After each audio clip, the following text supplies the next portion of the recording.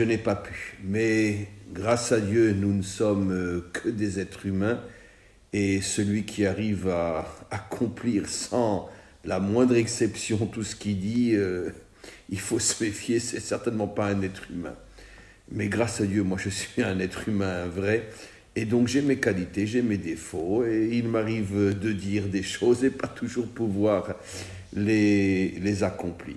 Et j'en suis très très fier. Au moins, encore une fois, je suis sûr d'être un être humain et pas quelque chose d'autre. Quoi qu'il en soit, on était arrivé la dernière fois, donc il y a 15 jours, on avait commencé à expliquer la tribu du Chesed qui correspond à Abraham. Et aujourd'hui, on va passer à un autre attribut, celui de la Gvura représenté par Yitzhak. Alors, la traduction est très très difficile. Expliquer ce que c'est la Gvura. On peut expliquer de différentes manières. Comme vous savez, l'hébreu est une langue qui contient dans pratiquement chaque mot des dizaines d'explications possibles. C'est une langue qui est unique pour celui qui la connaît véritablement, parce qu'on s'aperçoit que, à la différence des autres langues où chaque mot peut avoir une traduction, des fois deux maximum, en hébreu, et je n'exagère pas, chaque mot a différentes interprétations, à différents sens. À combien plus forte raison lorsqu'il s'agit de l'hébreu biblique.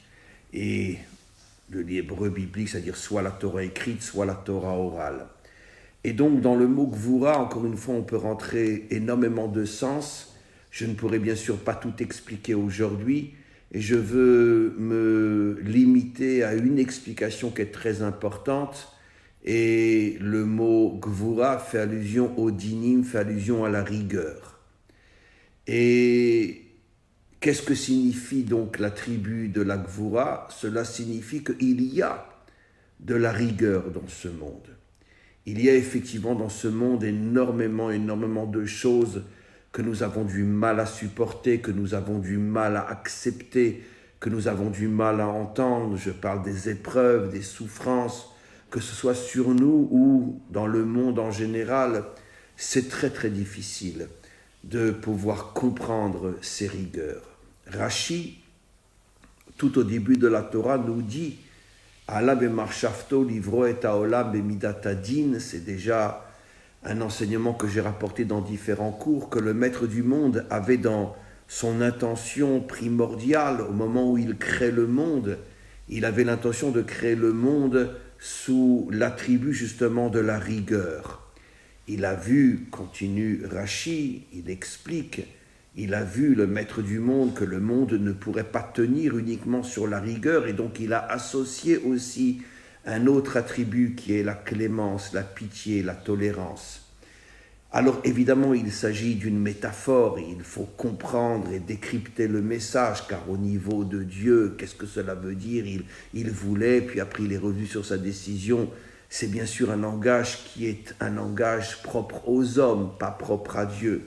Quel est le message qui se cache derrière? Alors à notre niveau, on expliquera de la manière suivante. C'est-à-dire qu'au niveau de l'intention profonde du maître du monde, c'est-à-dire sa volonté réelle, il voulait que le monde soit créé, et il est effectivement créé sur le principe de la rigueur. Simplement pour ne pas que le monde disparaisse, parce que si le monde n'était créé que sur le principe de la rigueur, personne ne pourrait tenir s'il n'y avait que rigueur dans ce monde. Alors il a associé un autre attribut, un attribut qui est contraire à celui de la rigueur, la clémence, la pitié, la tolérance. Mais cet autre attribut ne vient que, on pourrait dire, limiter les dégâts irréversibles de la rigueur s'il n'y avait que la rigueur. Parce qu'effectivement, comme le dit Rashi, le monde ne pourrait pas tenir. Donc c'est une sorte, on pourrait dire, de barrière, de garde-fou qui va empêcher la rigueur d'aller trop loin jusqu'à la disparition du monde. Entre parenthèses, ça a été le cas jusqu'au déluge, le déluge inclus. Le monde ne fonctionnait que sur la rigueur et ça a amené la destruction du monde. Et après le déluge, comme on le voit clairement dans la Torah, Dieu dit « Je n'amènerai plus jamais la destruction du monde malgré le comportement des hommes ». C'est à ce moment-là, véritablement, qu'il a introduit dans le monde l'attribut de la clémence, de la pitié. Mais encore une fois, l'attribut de la clémence ne vient pas enlever, effacer l'attribut de la rigueur. Il vient simplement le contenir au point que nous ne puissions plus arriver à une situation où le monde va être détruit à cause de la rigueur. Mais quoi qu'il en soit, maintenant je reviens sur le point essentiel. Effectivement, oui, le monde est créé sur le principe de la rigueur avec un garde-fou qui est la clémence, la pitié.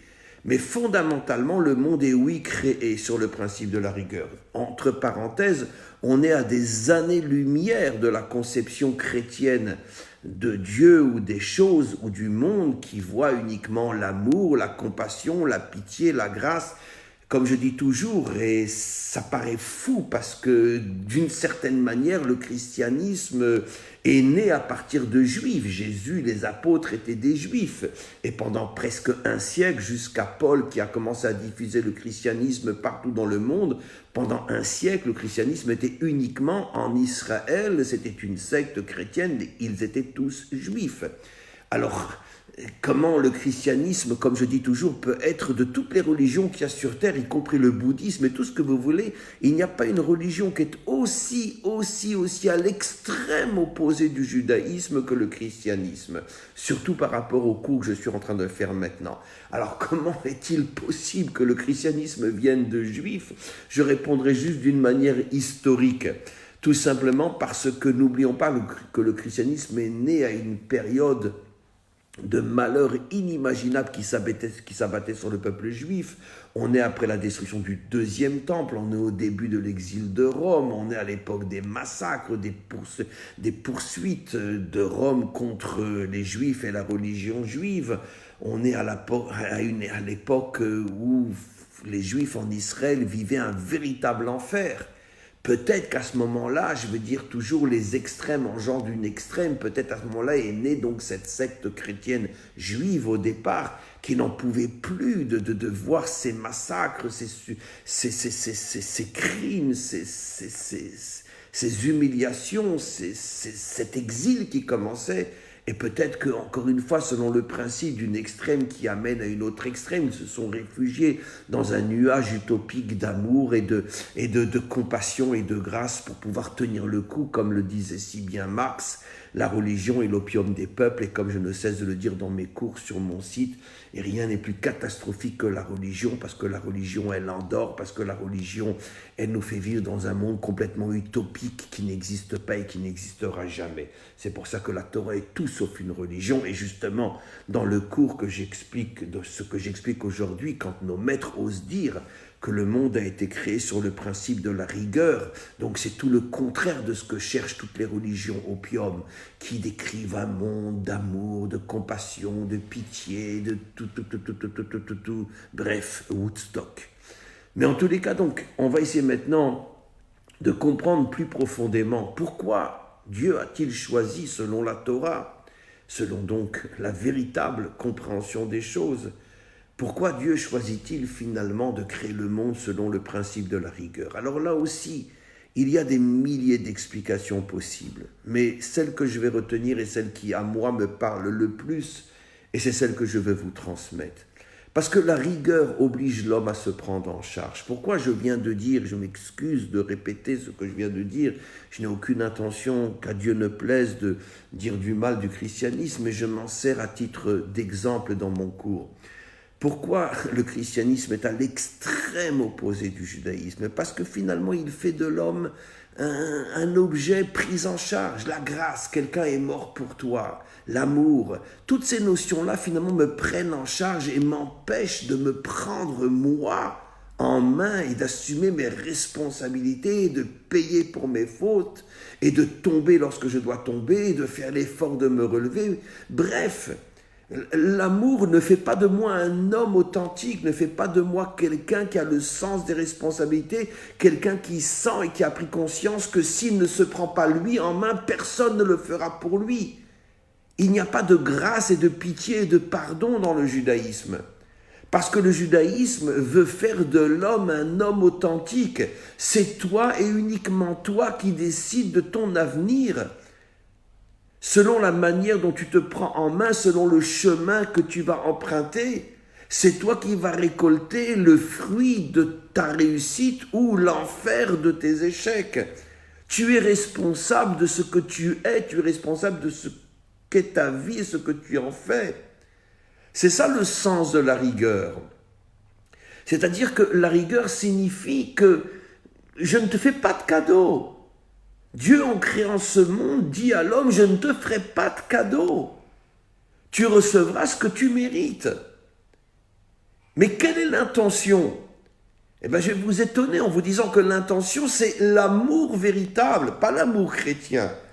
L'amour de la Torah, tel que la Torah le conçoit. Le plus grand amour que tu peux témoigner à un homme, c'est de faire de lui un homme, justement, en n'étant pas là à chaque fois qu'il fait la moindre erreur pour lui pardonner et pour réparer à sa place ce qu'il a fait de mal.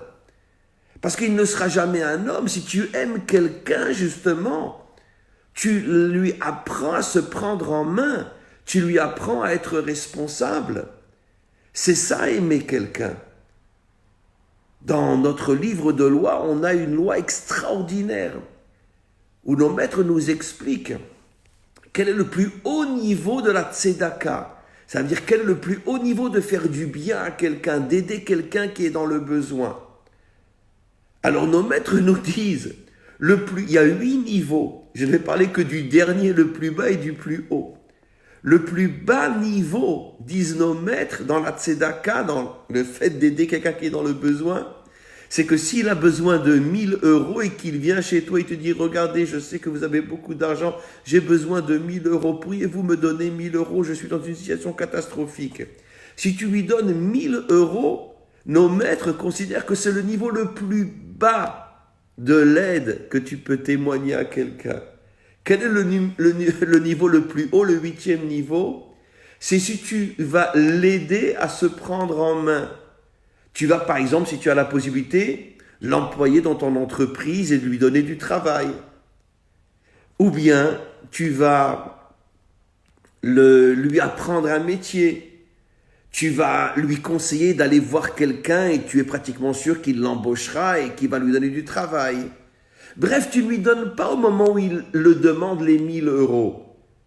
Mais tu lui montres le chemin, comment se prendre en main pour qu'il n'ait plus jamais besoin de demander les 1000 euros. Maintenant, attention, il se peut que dans le travail qu'il fera, il ne va gagner dans les premiers temps que 800 euros. Mais nos maîtres affirment, mieux vaut gagner tous les mois 800 euros, mais ce sont 800 euros que tu gagnes par le fruit de ton travail, plutôt que de recevoir gratuitement 1000 euros. Recevoir gratuitement 1000 euros, c'est le plus bas niveau de l'aide à autrui. Donner à quelqu'un un travail ou lui apprendre un travail ou le faire embaucher quelque part, c'est le plus haut niveau de l'aide que tu peux apporter à quelqu'un.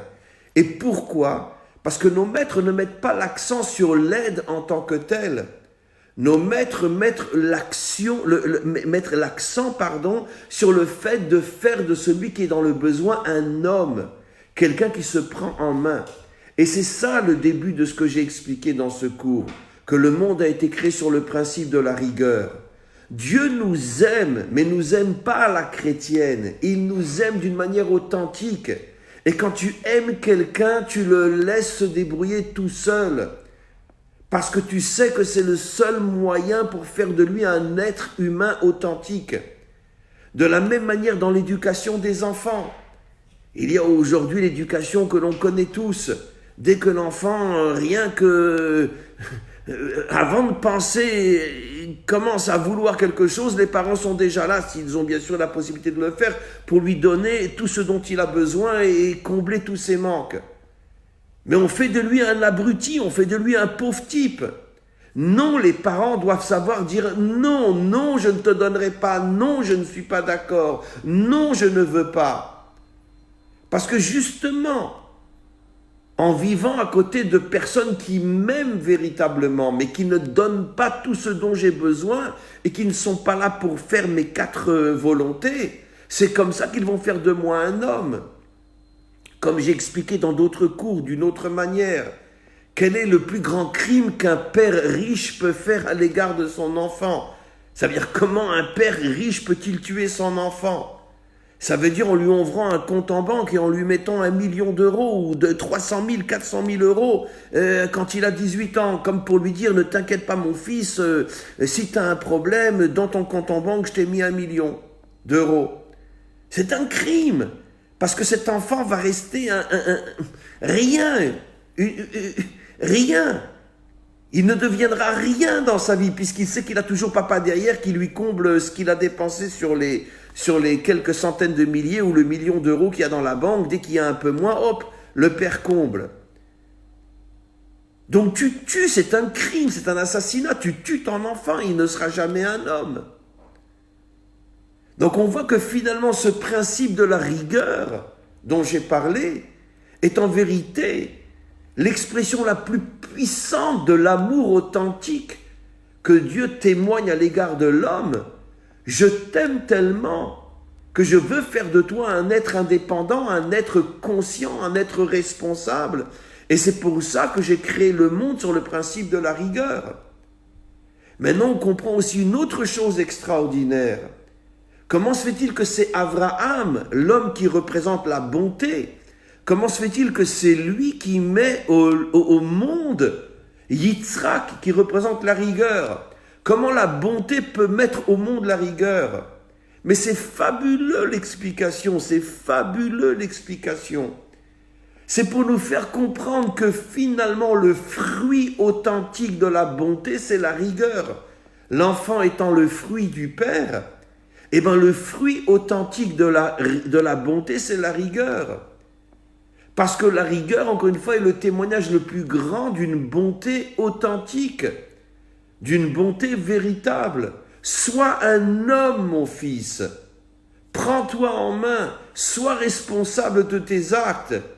Personne ne pourra faire pour toi ce que tu ne fais pas toi pour toi-même. Personne ne te prendra en charge, ni le bon Dieu, ni personne. Le bon Dieu n'est pas là pour te prendre en charge. Voilà le principe fabuleux de la rigueur. Maintenant, je vais rajouter quelque chose malgré tout. Dans le mot Gvura que j'ai expliqué comme étant l'attribut de la rigueur, dans le mot Gvura se cachent aussi d'autres explications. Comme j'ai expliqué au tout début du cours qu'en hébreu, surtout en hébreu biblique, chaque mot a des centaines d'explications qui se greffent l'une à l'autre et qui complètent le sens profond de l'explication. Le mot rigueur veut dire aussi courage. Le mot rigueur, Gvura en hébreu, veut dire aussi un héros. Comment on appelle, même en hébreu moderne, un militaire qui est un héros, qui a fait des actions extraordinaires, on appelle un Gibor. Gibor Israël, le héros d'Israël. Donc le mot Gvura, qui veut dire rigueur, veut dire aussi courage, veut dire aussi héroïsme. Mais parce que ça va exactement ensemble, selon mon explication. Parce que si je suis un homme qui vit sous le signe de la rigueur, je vais être obligé d'être un homme courageux et un gibor, c'est-à-dire un héros. Parce que je vais faire face à des épreuves incroyables, je vais faire face à des difficultés incroyables que je vais devoir traverser, que je vais devoir surmonter. Parce que ce sont les épreuves qui vont faire de moi un homme. Je donne un exemple très très simple. Je veux dire, moi j'ai, Baruch Hashem, grâce à Dieu, le mérite et le bonheur de pouvoir enseigner aux soldats, ici en Israël, c'est une de mes fonctions d'enseigner aux soldats. Et ça m'arrive très souvent d'aller donner un cours quand les soldats sont sur un terrain d'entraînement et je les vois, des fois j'arrive un petit peu en avance ou c'est eux qui sont en retard, peu importe.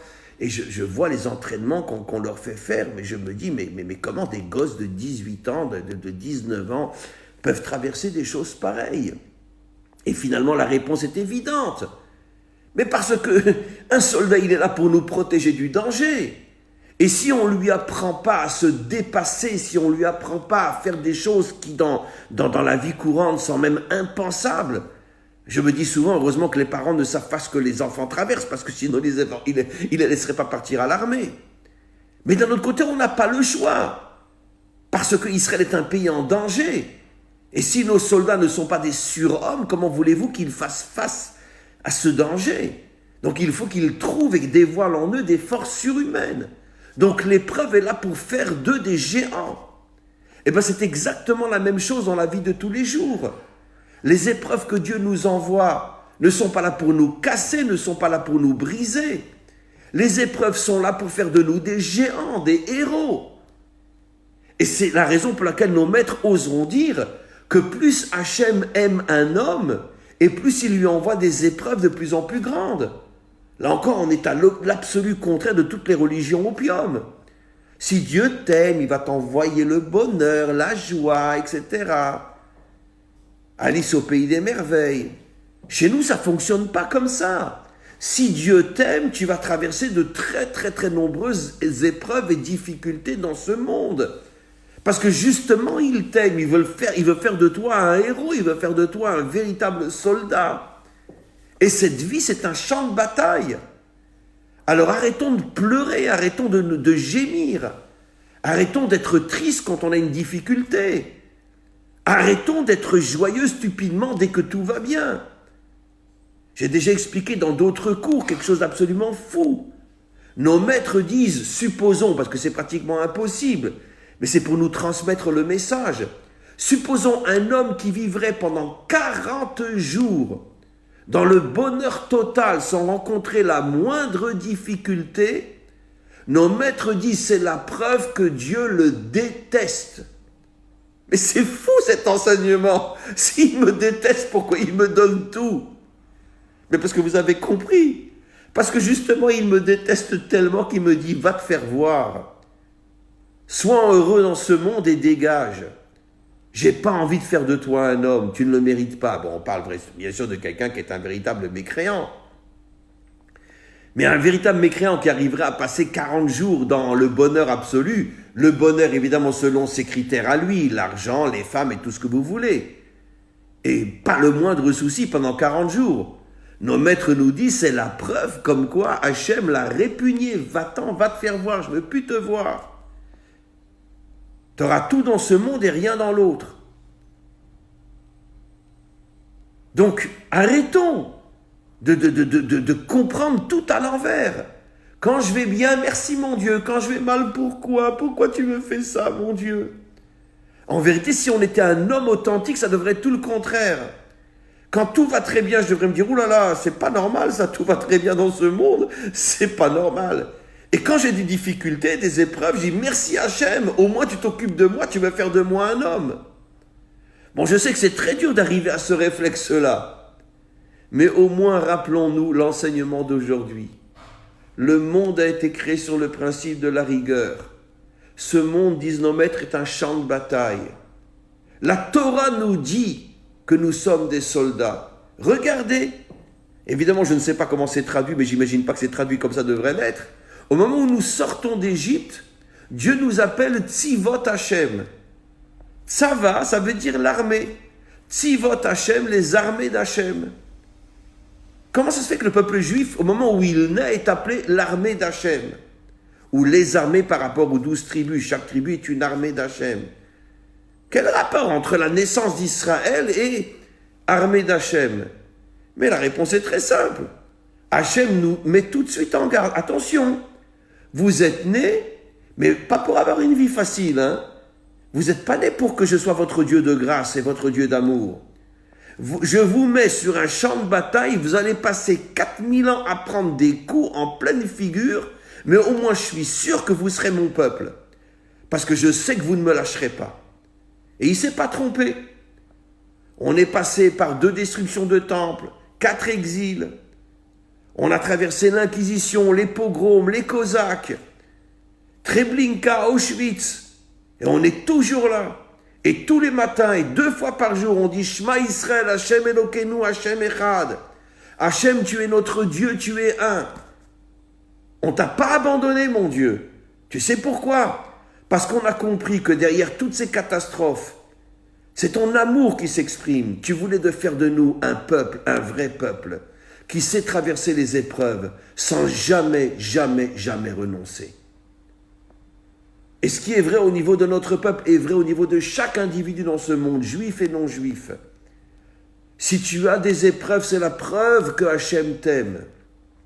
Si tu as une vie facile, c'est la preuve que, oulala, tu t'es drôlement éloigné de lui et lui de toi. Donc encore une fois, je ne dis pas qu'on doit tous les jours prier pour dire mon Dieu, envoie-moi une claque, je n'ai pas dit ça. Mais au moins quand les épreuves arrivent, savoir que c'est la preuve, c'est le témoignage authentique du Maître du monde à notre égard. Il nous aime et veut faire de nous des hommes.